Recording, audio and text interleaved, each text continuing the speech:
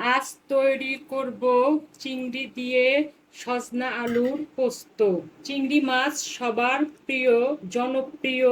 এই চিংড়ি মাছের রেসিপিটা দেখতে চাইলে ভিডিওটি না টেনে পুরোটা দেখুন। চলুন কিভাবে তৈরি করেছি চিংড়ি আলুর পোস্ত। মেইন উপকরণ চিংড়ি।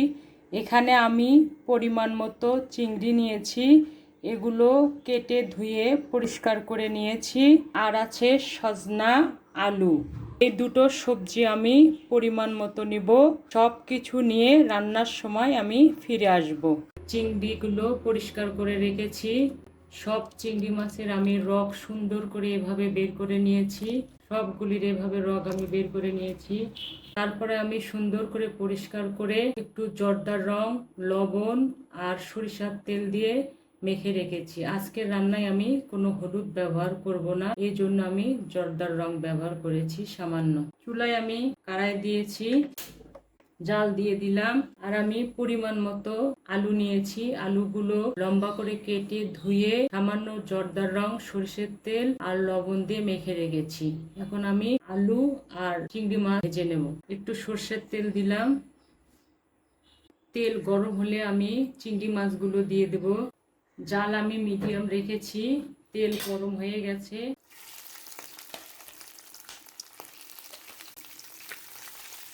চিংড়ি মাছ আমি বেশি ভাজবো না, 1.5 মিনিটের মতো ধরে ধরে ভাজবো।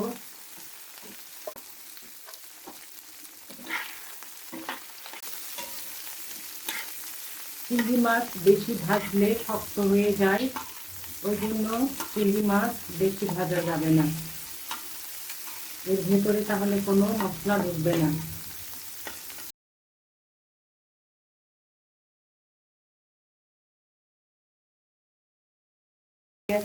এখন এগুলো আমি উঠিয়ে রাখবো।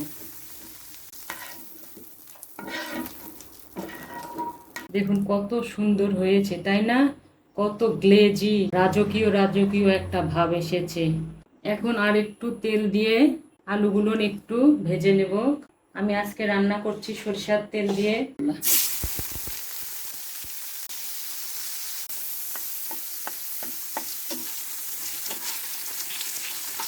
কালার হলে আমি চলে আসব।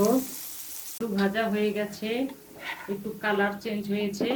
আমি 2 থেকে 3 মিনিটের মতো আলুগুলো ভেজে নিয়েছি। কড়াই গরম হলে আমি ফিরে আসব। আমাদের কড়াই গরম হয়েছে। যে তেলে চিংড়ি মাছ আর আলু ভাজলাম সেই তেলগুলি দিয়ে দিলাম। এখানে আমি পরিমাণ মতো সরষের তেল দিচ্ছি। তেল গরম হলে আমি পেঁয়াজ বাটা দেব। আজকে আমি পেঁয়াজ বাটা ব্যবহার করব। তেল গরম হয়ে গেছে, এখানে 2 টেবিল চামচ পেঁয়াজ বাটা আছে, আমি দিয়ে দিলাম।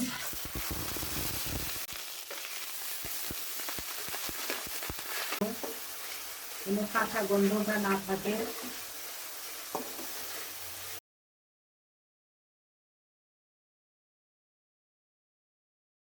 নিলাম।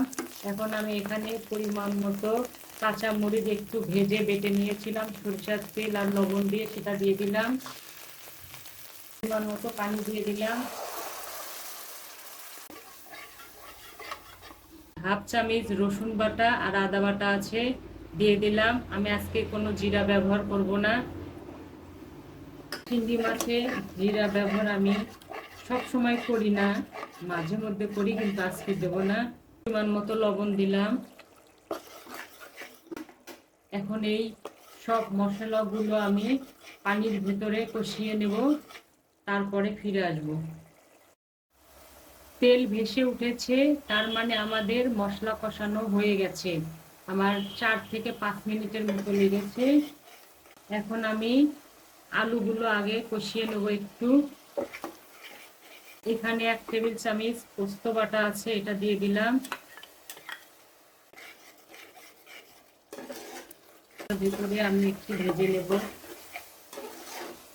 এখন আমি সজনাগুলো কেটে রেখেছিলাম, এভাবে কেটে নিয়েছি, এগুলো সব পরিষ্কার করা আছে, এখন আমি দিয়ে দিলাম।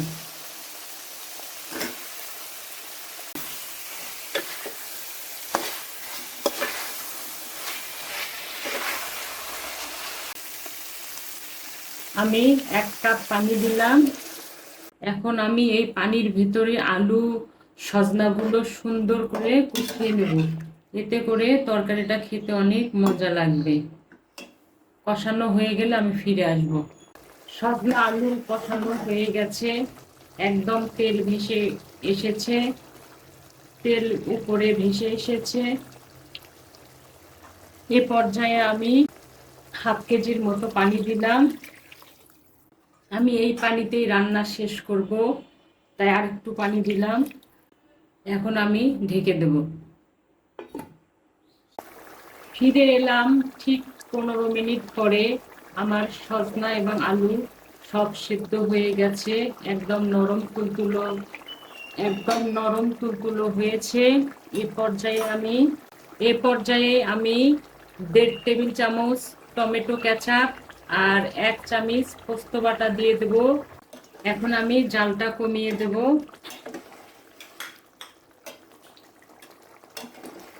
আমি আর একটু পরে চিংড়ি মাছ দিয়ে দেব। এভাবে চিংড়ি মাছের ভিতরে সব মশলাগুলো ঢুকে যায়। এই টমেটো সস আর এই পোস্ত দেওয়ার কারণে এই রান্নাটি আরো রাজকীয় এবং সুস্বাদু হবে। আমি আর কিছুক্ষণ রান্না করে চিংড়ি মাছ দিয়ে দেব, যেন এই ভাপেই চিংড়ি মাছের ভেতরে সব মশলাগুলো ঢুকে যায়।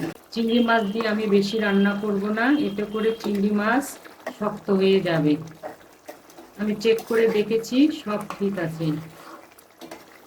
এখন জালটা একটু কমিয়ে দিলাম। ফিরে আসবো আর একটু পরে। ফিরে এলাম 3 থেকে 4 মিনিট পরে। রান্নাটা প্রায় শেষ। এই পর্যায়ে আমি চিংড়িগুলো দিয়ে দেব। এখন আমি আস্তে করে নাড়াচাড়া করব, বেশি নাড়াচাড়া করলে সব ভেঙে যাবে। এখন আমি হাত দিয়ে ধরে একটু নাড়া দেব। আমি গ্রেভিগুলো একটু চিংড়ি মাছের উপর দিয়ে দিলাম, জাল একদম কমিয়ে দিয়েছি। আমি এখন মৃদু আছে 4 মিনিট রান্না করব, তারপরে জাল আমি অফ করে দেব। এভাবে রান্না করলে চিংড়ি মাছগুলো ওভার কুকড হবে না। আস্তে আস্তে সব মশলাগুলো চিংড়ি মাছের ভেতরে ঢুকে যাবে। যেহেতু আমার ভাজা চিংড়ি, তাই কোনো সমস্যা হবে না ইনশাআল্লাহ, খেতে অনেক মজা লাগবে। এখন আমি জাল অফ করে দমে দেব 20 মিনিটের জন্য। এখন দমে দিলাম, 20 মিনিট পরে ফিরে আসব। 20 মিনিট পরে ফিরে এলাম। দেখুন কত লোভনীয় হয়েছে আর কত সহজে হয়ে গেল চিংড়ি সজনা আলুর পোস্ত। আমার বেবিরা কিন্তু এই রান্নাটি অনেক পছন্দ করে। আপনারা এভাবে তৈরি করে দেখুন। আমার এই চিংড়ি সজনা আলুর পোস্ত রেসিপিটা যদি আপনাদের ভালো লেগে থাকে, তাহলে প্লিজ সাবস্ক্রাইব করে আমার সঙ্গে থাকবেন। ভালো খান, সুস্থ থাকুন। আল্লাহ হাফেজ।